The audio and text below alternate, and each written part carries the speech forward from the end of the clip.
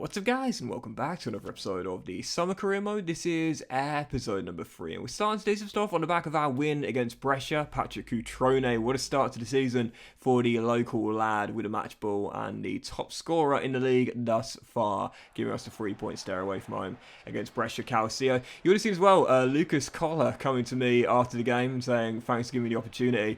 You know, like I said, I think with our youth scouts this season, I don't predict we're going to get anyone with the potential to be special. I think that would be a very big ask of a 2-star scout in Switzerland and a 4-star in Italy as well.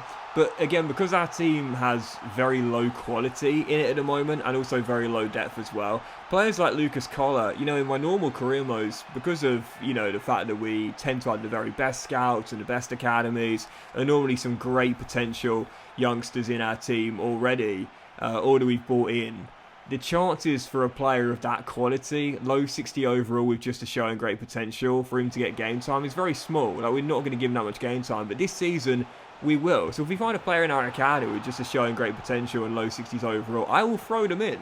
I will throw them directly in, and that's why you would start the following game as well, taking on Spal here at home. Once again, I would start Lucas down his right-hand side. We took a 2-goal lead, 10 minutes to go. Spal got back in the game to make it 2-1, find themselves the goal and the route back into the game with 9 minutes on the clock, but then right from kickoff, I was like, okay, I'm not throwing this game away here. I've mentioned before, like when you are playing in a lower tier and when you are playing against lower quality opposition, you really should be able to find exploits to beat those opponents quite easily. And for me, one thing you'll notice is that when you do go down the flanks against teams of these kind of quality, you'll find more often than not it's quite easy to get in behind. Now that could be due to a combination of pace, skill moves, 1-2s like I often do. You know, you might often see me do 1-2s down the flank like we did here for our third goal as Lucas whips it across and it's turned in by Mancuso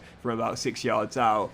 But also sometimes just a simple turn. I mean, agility and balance of the AI is at times really, really poor. And I often talk about this a lot. Like, there are different play styles in FIFA that can get you different results, but really fast counter-attacking wing play is just the way to go, really. Like, if you want to get in behind the opposition, use those flanks, you know, hug that touchline, go down those wings. I think oftentimes, maybe new players to the game might be guilty of feeling as though if you're playing too far out wide, you're going to be isolated on the flanks. But no. Believe me, as someone that's played this game since FIFA 99, nowadays with the game mechanics, the best way to get yourself easy chances is not by being direct and being narrow and being central. No, it's playing wider, going down those flanks. You'll often be able to get in behind quickly, and because the AI never like to go to ground, they're less risky with the tackles, which means that more often than not, if you've got a pacey, tricky player down the wing, you're going to be able to get in behind quite comfortably, and of course you can roll into the middle. Normally the marking at times can be a little bit sus, especially in the lower tiers as well. That's because of course the defensive awareness and the interception stat is really, really low. So with that being the case, you're often going to have a free man in the middle. Take this game here, for example. You know, look at the space here. And yes, I know the cross took a deflection, even so for D'Acunha. He had so much time there. The ball's behind him, and yet he still had so much time to control it, shift it into his feet, and then drill it into the bottom corner. It's so much time, so much space in the middle. And that's why I don't normally give too many tips on how to play this game, you know, but I definitely would say for any new players who might be struggling a little bit, wing play. If you see the majority of my goals, you will know that not all of them, but a lot of them do come from going down that wing and utilising pace and 1-2s as well. It's exactly what we did for all of our goals here away from home against Tanana. We're now 3-1 up against the host as Patrick Cutrone gets our third. The hosts, to their credit though, just refused to give up in this game as Donnarumma, not Gigi, but Donnarumma drills one in. Gomez gets a touch but couldn't keep it out. It's 3-2, and then with 4 minutes to go, aiming to see out a big 3 points here. The hosts looking for a leveller. Well, talk about fantastic reflex saves. Yeah, Gomez with an amazing save, tipping it over the bar as we held on for a 3-2 victory. You know, goalkeepers at this level are normally just like scarecrows. Do you know what I mean? They're so bad. So if they do make an amazing save, it's actually just an absolute shocker. Do you know what I mean? We're not talking about Ter Stegen or, you know, whoever else between the sticks here. These goalkeepers, you know, are so bad ordinarily. If they do make an amazing save, it's worth showing. It really is. And what a stop that was there to ensure he would win the game by 3-2. Following game, Benevento aiming to keep the winning run going here back at Como. And this is the duality of lower league goalkeepers in FIFA CM. Like, sometimes, like I said, they'll pull off these unbelievable saves, which you'd never expect. And then they go into the very next game, and then they just, well, I don't know how to explain that first goal. Should never have found the back of net. And then I think this sort of summed up what lower league football is like. Dear, oh dear. Shot well saved by Gomez. I trip over the keeper, and then the rebound turned in. That was just an embarrassing goal to concede. And then 35 minutes in here, the visitors looking for their third goal in the game to go 3-0 up in the first half. And again, the duality of the lower league goalkeeper on full display today. An amazing save in the previous game, but 2 of those goals here, how he didn't get anything on that, I've got absolutely no idea. Still down by 3. I was quite unlucky in this game though, to be fair, and you know, that's quite strange to say when you lose the game 3-0 to say you're quite unlucky. But the truth is, my goalkeeper wasn't the best in this one. The second goal, very unlucky, and it would work twice in the game as well. Disappointing loss there, but I didn't play too badly. But at least for now, despite the defeat, 12 games in, we are still top, but only on goal difference right now. So very, very tight at the top of the table. Still top, but like I said, in Season 1 for me with this Como team, I don't mind if we do end up dropping down to second place. I don't mind if we don't go out with the title. I just want to make sure we are playing Serie A football next year. So following that, we had a youth squad update as we enter November. You'll see I released one of my youngsters here, not looking that great. Colombo, though, this young Italian wingback, he does look pretty decent, to be fair. The defending stats are really, really good. Physically, he's not bad, 69 stamina and 64 strength as well. Not the quickest thus far, but he definitely can get quicker as well. And as I mentioned before, because we don't play with wing-backs and full-backs in this team, we definitely want to make sure that our wide midfielders are good enough defensively, but can offer something going forward as well. Right now, Lucas out of the academy is our starting right midfielder, and whilst Colombo's still 15, which means you can't promote him just yet, I think when he does get to 16 years old, I'll probably promote him, see if he's got potential, which I think he might do, and put him straight in the first team as well. We're going to have him on the left, maybe train that weak foot up, try and get it to 5-star if we can, and then also Lucas on the right as well. I want to make sure we do utilise the academy this season if we can. So following game, looking for a response here. Venezia away from home in Venice, taking on Fashion FC, if you will here, away from home in Venice. As I mentioned before, I often get asked like for career mode suggestions, like teams to use.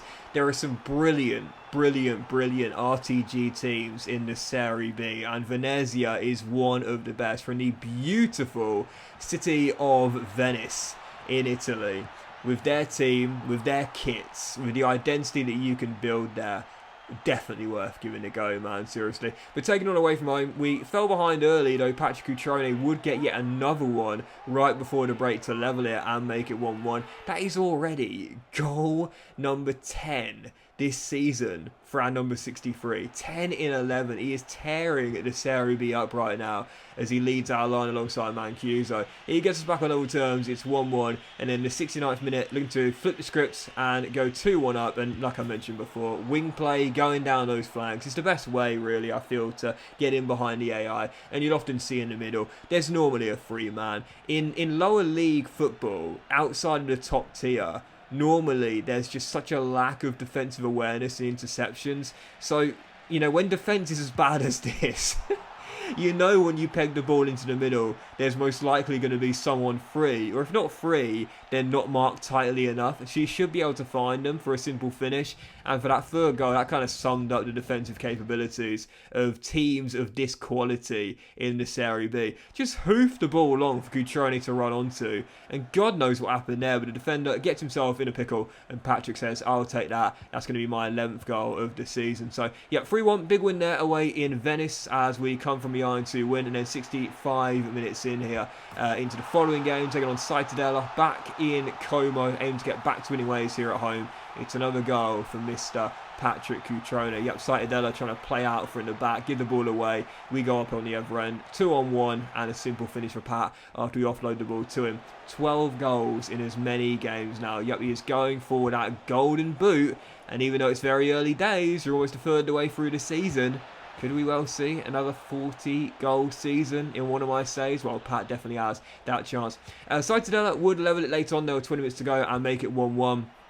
With a minute on the clock, looked as though we would have just one win in our last 3 games, and back-to-back games without a win at home here. Our final chance falling in stoppage time, going down the flank. Alex Blanco goes down the left-hand side, steps inside, finds Cutrone, and the goal scorer turns provider as he finds his mate up top, Mancuso, who converts from close range to win it with the final kick of the game. You got Pat to Mancuso, and this duo this season has been so good. Mancuso is on loan here. And whilst he is in his late 20s, I'm very tempted, even now, to possibly bring him back permanently next season, because he has been an amazing strike partner for Patrick Cutrone. He might not be the top scorer this year, but he's got so many assists, and he is the assist leader in the Serie B right now. If you're playing 2 men up top, you know, sometimes one guy ends up being the goal scorer and one guy ends up being the goal provider. That's exactly what's happened with us. Yeah, Cutrone's getting the goals and getting the headlines, but without Mancuso's assists, he wouldn't have as many as he's currently got. Nice to see Pat reward his right-hand man for the assists he's been pulling off lately. So for the nap, we had a scouting update from Italy and Switzerland. We put this lad in our academy, Antonio Costa. Looks pretty decent. Central midfield, 56 overall, but already a very good passer of the ball with 71 curve as well, which is pretty decent there. So we'll try and convert him to a CAM, as he doesn't look very good defensively, but going forward he could be alright there. So we'll convert to CAM, see if there's an overall spike there as we change the position. And for the following game, taking on Regina away from home, another great Serie B side for an RTG. Taking them on away from home, looking for our 3rd win in a row. Oh my goodness, when you talk about the youth players, well, so far no one too special, but this guy looks the best. Lucas Colla scores his 1st goal in professional football. And what's that old saying? If you're going to score your 1st goal for your club, make it a memorable one. Drills in from 25 yards in off the post. That is an absolute beauty from our Swiss teenage talent. What a goal that was from our number 22. So, yep, 1st goal in pro football. He's already got a couple of assists, to be fair. That's his 1st goal, though, as he makes it 1-0 Como, and then 10 minutes to go before the break, a chance to make it true. Once again, it's that dynamic duo up top of Pat and Mancuso, as Cutrone finds our number 77, rounds the keeper, seats him on the floor, and puts it into the back of the net. So 2-0 up away in Regina in the 1st half, absolutely dominating in this 1st half. With 4 minutes to go before the break here, the hosts trying to get back in the game and ensure they won't go down by 2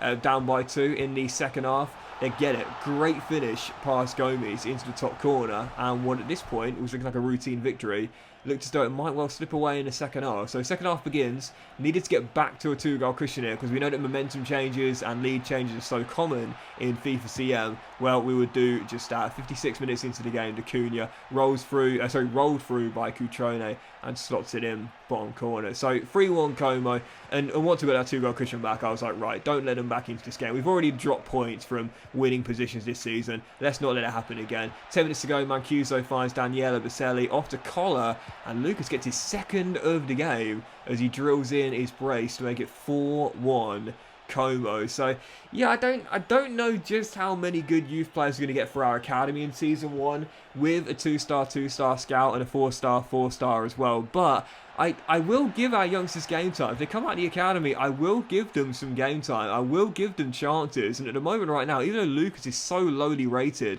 at just 61 overall, he's getting the game time, no doubt about it, and hopefully he'll start to grow a little bit quicker as well. I've mentioned before, but one of the features that I hope EA add into in future versions of CM is season upgrades. You know, come the end of the season, in FIFA, you know, we see that real players, get an upgrade or a downgrade come the end of the season, depending on how their campaign has gone. You know, might go up by a couple of ratings, might go down by a couple of ratings, and often young players as well, they will go up or down by mostly up by a few if they've got a lot of game time and done really well at senior level. Oftentimes you'll see like a young player, lowly rated one FIFA, like a bronze card if you will, and in the following FIFA goes up like 9 starting overall ratings.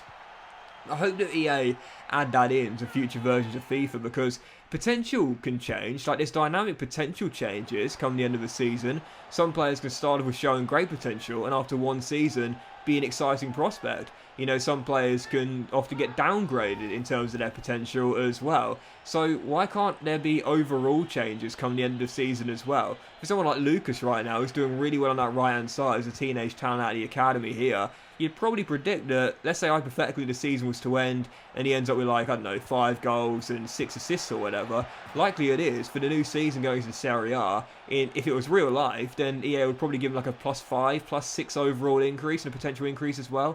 For some reason, again, it doesn't happen, and they have to go up by one, by one, by one, by one every single time. It's a little bit unrealistic, if you will. Anyway, following game though, Perugia away from home. Another great side for an RTG here.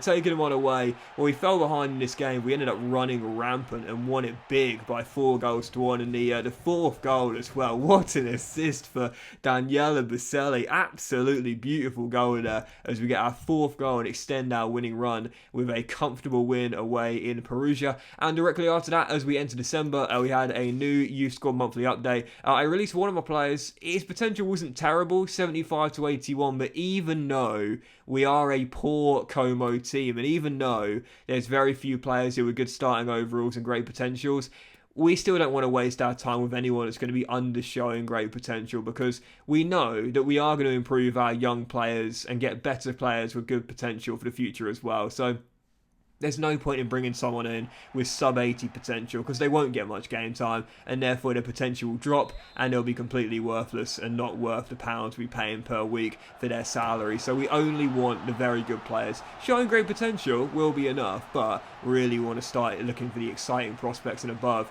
from here on out, I would say.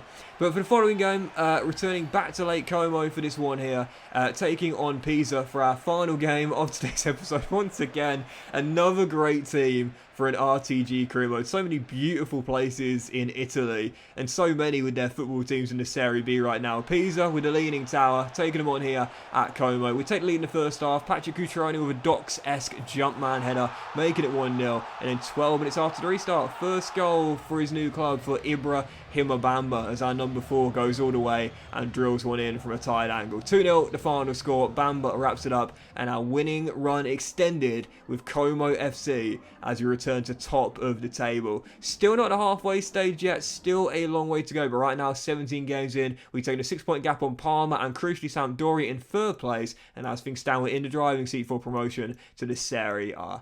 But that went into this episode of the Summer Career, guys. So big fan of watching. Hope you enjoyed it. If you had a please like. Much love to you all. Have a fantastic day, and I will see you for the next episode of the Summer Career Mode very soon.